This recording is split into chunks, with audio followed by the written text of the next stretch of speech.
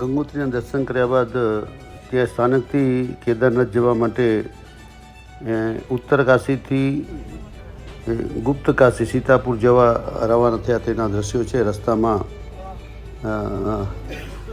રુદ્રપ્રયાગ જે મંદાકિની અને અલકનંદાનો સંગમ છે તે સ્થળ પણ આવે છે. આ રસ્તામાં ટીહરી ડેમ છે, બહુ જ મોટો ડેમ છે. આ લગભગ 2006માં કામ ચાલુ થયેલું અને 10-15 વર્ષ પછી એ શરૂ કરી શકાયું.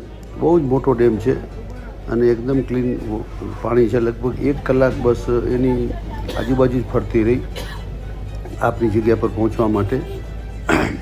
તેમના દ્રશ્યો છે.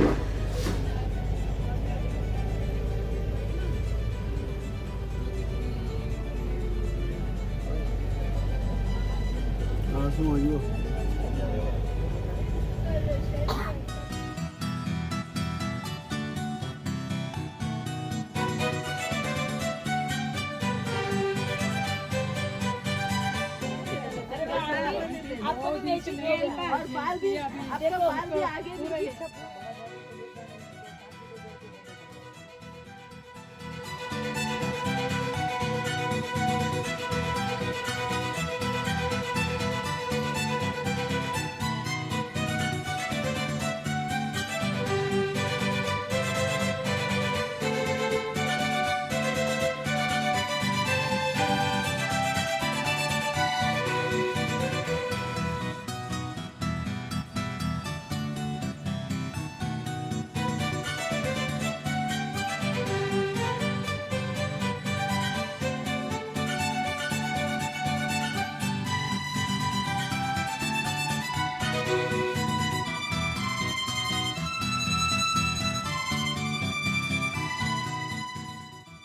આ રસ્તામાં એક ઠેકાણે બસ ઊભી રાખી અને બપોરનું જમવાનું હતું. થોડુંક મોડું થયું તેથી બધા ભેગા થઈને આ ગરબા શરૂ કર્યા. તમે પણ માણો.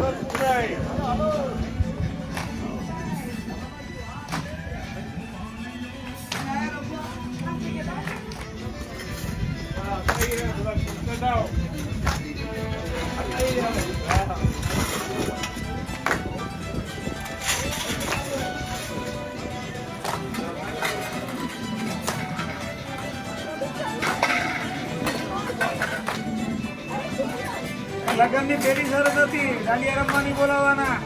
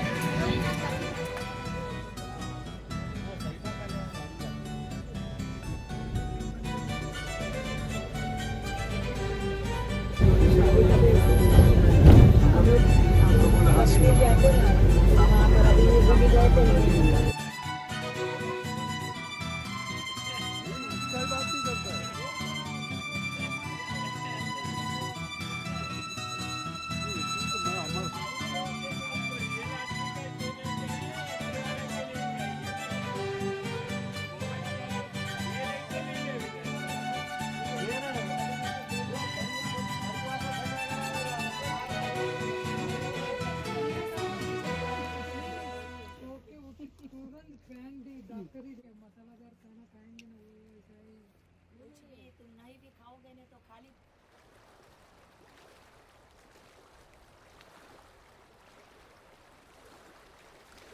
केदारनाथ से आ रही है और अलकनंदा बद्रीनाथ से। तो ये कौन सी नदी है जो है ना, कौन से ब्लू कलर वाली कहाँ से आ रही है? केदारनाथ से। ब्लू कलर की केदारनाथ से ये ब्लू कलर की जो रिवर है केदारनाथ से आ रही है, और जो मट्टी जैसा कलर है वो आ रही है बद्रीनाथ से। और ये रुद्रप्रयाग है ना, ये रुद्रप्रयाग का संगम है, रुद्रप्रयाग संगम है। माँ चामुंडा देवी का मंदिर है, ऊपर बरगद के पेड़ के सामने बद्रीनाथ का मंदिर है। बद्रीनाथ का मंदिर है। वो नहीं પડે જો ચલો આ જુઓ તમે કલર જોઈ શકો છો, બંનેનો કલર અલગ અલગ છે અને આ સંગમ કહેવાય છે. આવો સંગમ પ્રયાગરાજમાં છે જ્યાં ત્રણ નદી ભેગી થાય છે ને ત્યાં પણ કલર અલગ અલગ છે. ત્યાં પણ અમે જઈ આવ્યા છે. હવે આ કુદરતની પ્રક્રિયા જુઓ, બંને વચમાં જેને લાઈન ખેંચી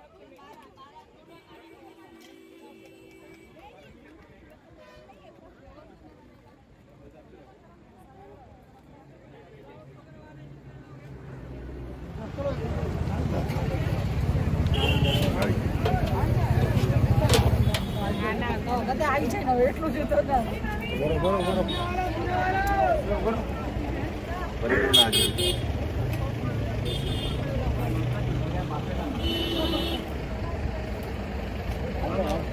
બસમાં ભેગા છે 41 જણા છે. રુદ્રપ્રયાગનો સંગમ જોવા આવ્યા છીએ. રુદ્રપ્રયાગનો સંગમ છે, સાથે સાથે આમાં દરેક પરિવારના પણ સંગમ થાય છે આ યાત્રાની અંદર. અને ખૂબ યાત્રા હૃદયની ભાવનાથી યાત્રા કરી રહ્યા છીએ. અને આવતીકાલે કેદારનાથ જવાનો પ્રોગ્રામ રાખેલો છે. અને વાતાવરણ બહુ વિકટ છે, તેમ છતાં આવતીકાલે બધા ભેગા થઈ અને કેદારનાથથી એક યાત્રા પૂરી થઈ જાય એટલે સમજો 75% પૂરી થઈ ગઈ. બદ્રી વિશાલ તો આપણે કારથી જશું એટલે એમાં કાંઈ પ્રોબ્લેમ નથી. બોલો જય કેદારનાથ. જય કેદારનાથ. બમ બમ બોલે.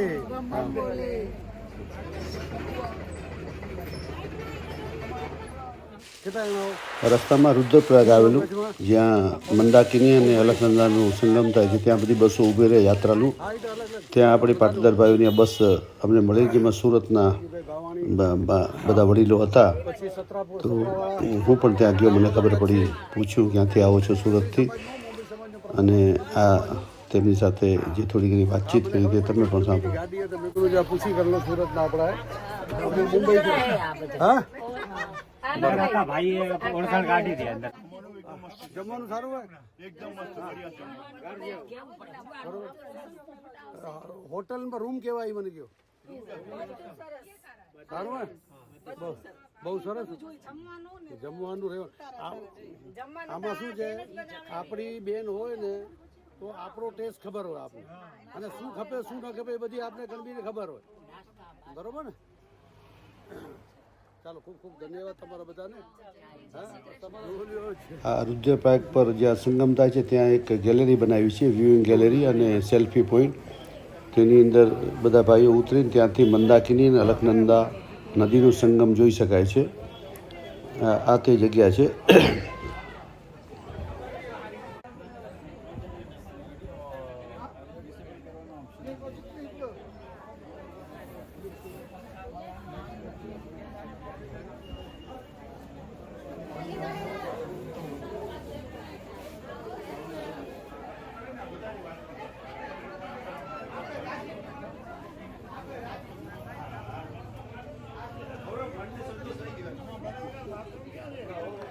મિત્રો, હવે મળીશું બીજા એપિસોડની અંદર નવા ડેસ્ટિનેશન સાથે. ધન્યવાદ.